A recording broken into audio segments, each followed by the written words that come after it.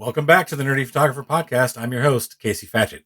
Today, we're stepping away from the camera settings and getting into something that makes a lot of creative people's eyes glaze over immediately. SEO, search engine optimization. I know, it does not sound sexy and glamorous. It doesn't feel like photography, but here's the reality. You can be an exceptional photographer with a stunning portfolio and still be completely invisible to the potential clients who are actively looking to hire someone exactly like you. Not because your work isn't good enough, but because Google or other search engines don't know you exist. And the frustrating thing is that for photographers specifically, fixing that is not nearly as complicated as the SEO industry wants you to believe. About 90% of what moves the needle for a local photography business comes down to a handful of concrete, learnable things.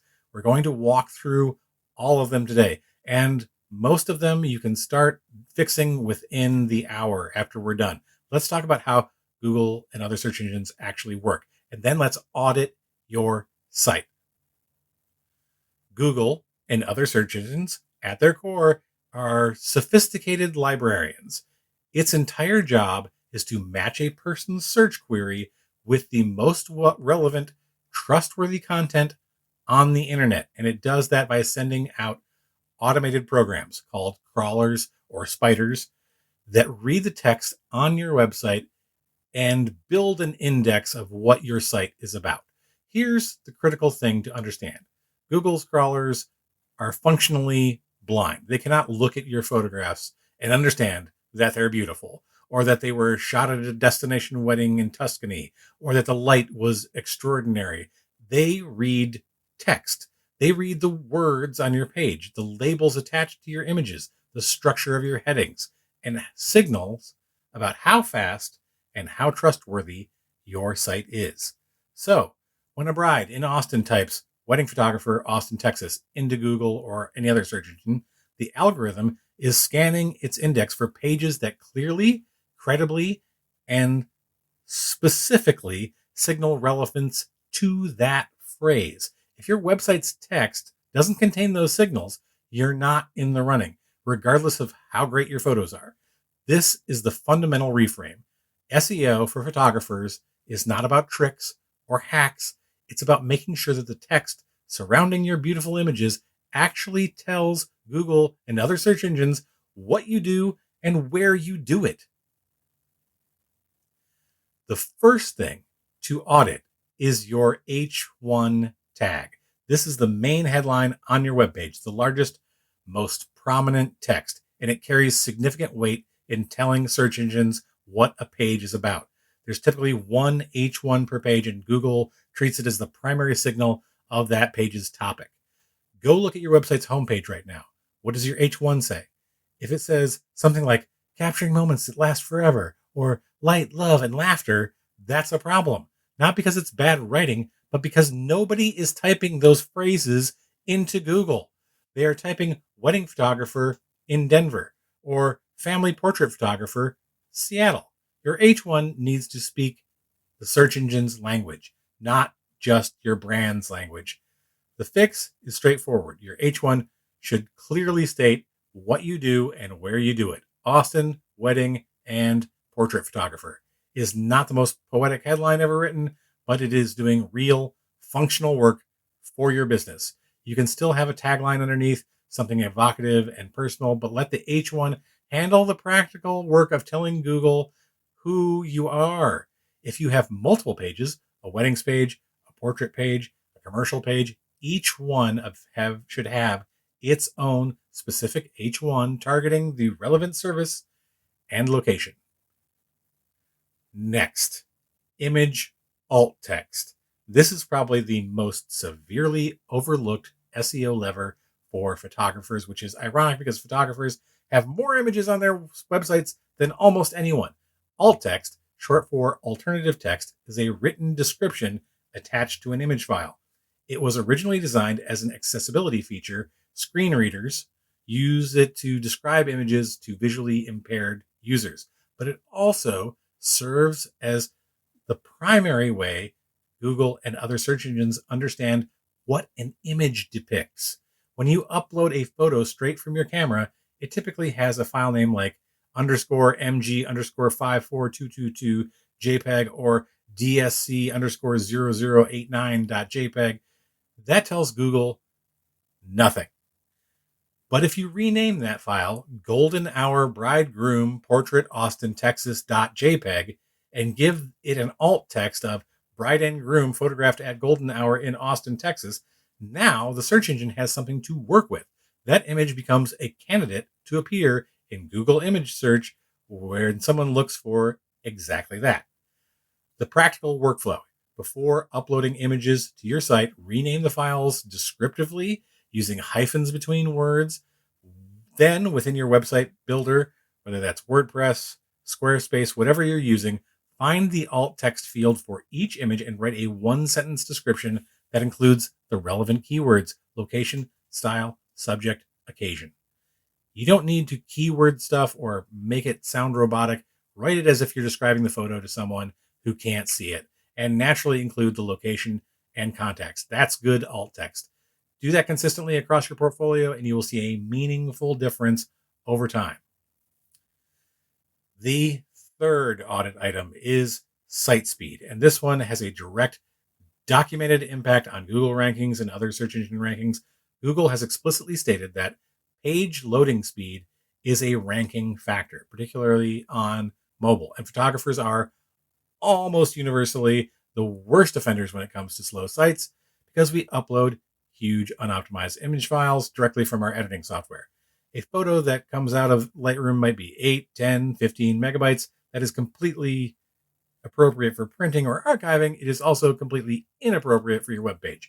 When a potential client on their phone tries to load your portfolio and each image is 12 megabytes, they're going to leave before the page finishes loading, and Google notices that. The target for web images is generally under 500 kilobytes per file and ideally under 300 kilobytes for images that aren't hero shots. You can get there without visibly quality loss using tools like Squoosh, which is a free and browser-based software, or Lightroom's own export settings, where you can constrain file size directly. If you want a dedicated app, there are things like JPEG Mini. I did not have a good experience with JPEG Mini. The sizes were actually larger than what I was getting from Lightroom itself. Here are the things I would suggest. Consider using WebP size files. That will dramatically decrease the size of your images, especially for like large images that are kind of appearing in the background of pages where there's text over it. So that way you can have a big photo, but it's like they'll be less than 100 kilobytes for a like large size images. Run your site through Google's free Page Speed Insights tool. Just search for it, paste your URL in, and it will tell you exactly how your site is performing, and it will flag the biggest issues for you. If images are your main problem, it will tell you that explicitly. Now, let's talk about local SEO, because for most photographers, this is where the biggest wins are hiding. When someone searches for portrait photographer near me or newborn photographer in Chicago, Google often shows a map with 3 local businesses prominently featured before the regular search results. That section is called the local pack, and getting into it can be more valuable than ranking on the first page of regular results because it shows your location, your reviews, your phone number, and a direct link to your website, all immediately visible without the user even clicking through. The primary way to get into the local pack is through the Google Business Profile, which was called Google My Business until 2022, so you may have heard it referred to that way. It's a free listing that tells Google you are a real operating business in a specific location. You claim it, verify it, fill out your business category, service area, hours, photos, and start collecting reviews. Reviews matter enormously here. Google weighs both the quantity and recency of reviews when deciding which businesses to surface.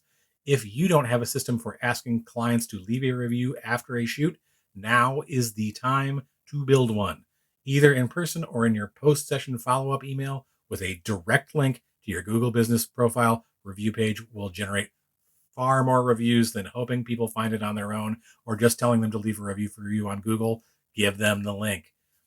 One important clarification: a Google business profile works best if you have a physical location or clearly defined service area.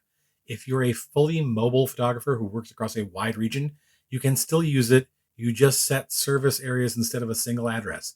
It's still absolutely worth having. So let's bring this all together. Google is a text-based librarian trying to match searches with relevant content. Your H1 needs to tell it what you do and where you do it. Your image alt text needs to describe your photos with a real, searchable language. Your site needs to load fast, which means optimizing your images before you upload them. And a Google business profile is one of the highest leverage things a local photographer can set up, completely free. None of this requires a computer science degree. It requires about an hour or so of attention and a habit of doing it consistently as you add new work to your website. Today's homework is what I call rename and replace. Go to your website's homepage and gallery, pick your 10 strongest images. If they have generic camera file names, rename them using the format, location, style, subject, something like Portland Outdoor Summer Wedding Portrait.jpg. Re-upload them with the proper alt text, then look at your homepage H1 and make sure it contains your location and your photography niche. Finally, search for your own business on Google. Make sure your business profile is claimed, verified, and filled out completely. Do those three things, and you'll be ahead of the majority of photographers in your market. Until next time, folks, stay safe and stay nerdy.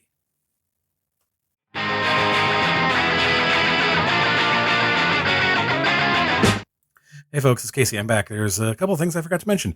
One, please be sure to subscribe to the show. Two, please leave a review for the show. Reviews help us with discoverability, new people finding the show. So leave a review on Apple Podcasts, Spotify, wherever you can leave a review for the podcast. It is greatly, greatly appreciated. And finally, I would love to hear what you think of these short little nerdlit episodes that we're doing. Do you like them? Find me on social media at The Nerdy Photo on pretty much everything. Instagram, Threads, Reddit, TikTok, Blue Sky. Find me there. Mention it. Let me know what you think of these episodes, whether I should continue doing them, whether you are enjoying them. And if there's a different topic you'd like for me to cover in a short episode, I would love to hear about it. And now, without further ado, stay safe, stay nerdy. See you next time.